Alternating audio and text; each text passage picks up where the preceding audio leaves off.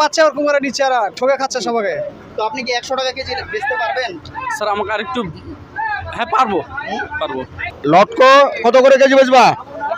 100 টাকা কেজি বেচবেন। আপনারা যারা আছেন সবাই 100 টাকা কেজি বেচবেন। বেশি রেটে কেউ কিনবেন না, বেশি রেটে যায় 120, 100, 100 টাকা 100 দেই 1 কেজি নিলে, আর 1 পোয়া নিলে 130, হাফ কেজি 60, 120। কেজি কত দিচ্ছেন আপনি? 120, 120 টাকা। 1 পোয়া নিলে কত নেবেন? 30 টাকা। 30 টাকা। 120 টাকা কি কম দিতে পারবেন? 1 কেজি নিলে 110, 100। ভাই লক্ষণ কত করে কেজি দিচ্ছেন? 120 টাকা। 120 টাকা। 1 কেজি নিলে ছাড় আছে? না, ছাড় নাই। 120 টাকার কম।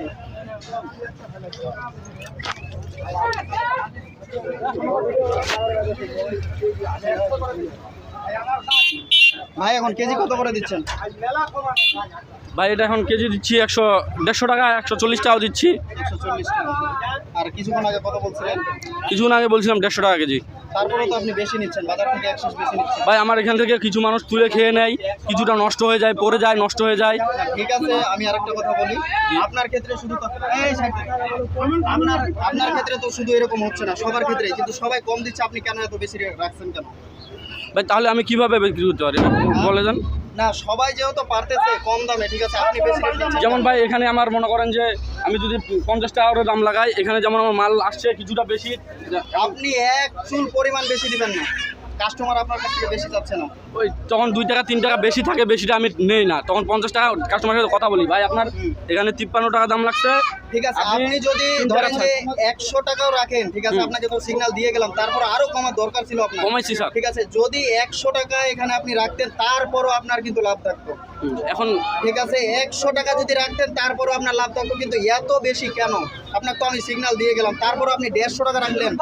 40 টাকা রাখছি, 140 টাকা পর 140 টাকা, তারপরও তো বেশি হয়ে যায়। এতটুকু কেন তফাৎ হবে? এতটুকু কেন তফাৎ হবে? হ্যাঁ বলেন। দামটাও লাগায় রাখছি। আজকে ঠিক করছে।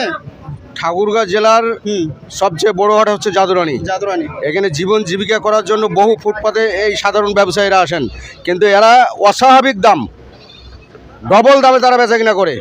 সাইড দেন একটু। এটা তো ঠিক না। যদি 10 টাকা 20 টাকা বেশি নিয়ে তারা ব্যবসা করে সেটা ভিন্ন কথা, কিন্তু 100 টাকার মাল কীভাবে 150 টাকা বিক্রি করে? আমরা শুধু এই পণ্য না, আপনারা আসছেন, আপনার প্রেসের লোক, আপনারা দেখেন বাজারের কি অবস্থা। আমরা বাজার দেখলাম, ঠিক আছে? বাজারের কি অবস্থা আমরা এবং জানছি যে এখানে কত টাকা রাখলে, সর্বনিম্ন কত টাকা রাখলে লাভ থাকবে। এই তোমার কেনা কত? এখানে ভাউচার দেখাও, যদি কত করে কেনা?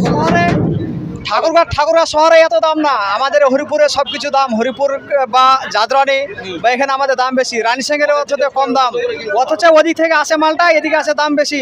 এদিক থেকে উৎপাদন হলেও দাম বেশি। তারপরে যদি সবার বাজারটা একরকম থাকতো তাহলে হয়তো, কিন্তু অনেক না। যে যেরকম যাকে যেরকম বাচ্চা ওরকম করে নিচ্ছে আর ঠকে খাচ্ছে সবাইকে। তো আপনি কি 100 টাকা কেজি বেচতে পারবেন? স্যার আমাকে আর একটু, হ্যাঁ পারবো। তাহলে আপনাকে 100 টাকায় বেচতে হবে। আপনি বেশি বেচতে পারবেন না, হলে কিন্তু আপনার পদক্ষেপ নিব আমি। ওকে ঠিক আছে। লটকো কত করে কেজি বেচবা? 100 টাকা কেজি বেচবেন। আপনারা যারা আছেন সবাই 100 টাকা কেজি বেচবেন। বেশি রেটে কেউ কিনবেন না, বেশি রেটে যায় যারা বেশি রেটে কিনছে তারাও অপরাধী, যে বেশি রেটে বিক্রি করছে সেও অপরাধী। আমরা জনগণকে সচেতন হতে হবে এবং এগুলো মূল্য জানতে হবে যে কোথায় কত টাকা কেনা হচ্ছে। এই যে বাজারে যে এক প্রকার অরাজকতা সৃষ্টি হচ্ছে রেটের ব্যাপারে, কোনো জায়গায় 150 টাকা, কোনো জায়গায় 100 টাকা, যে যেভাবে পারছে,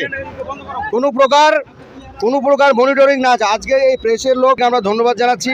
এই বাজার মনিটরিং করার পর রেটটা যদি একটা স্থিতিশীল হয়, নিয়ন্ত্রণ হয়, তাহলে আমাদের এই জাদুরানির আশেপাশের লোকজনের যারা ক্রেতা আছে তাদের অনেক উপকার হবে আজকের এই বাজার মনিটরিং করার জন্য। ধন্যবাদ।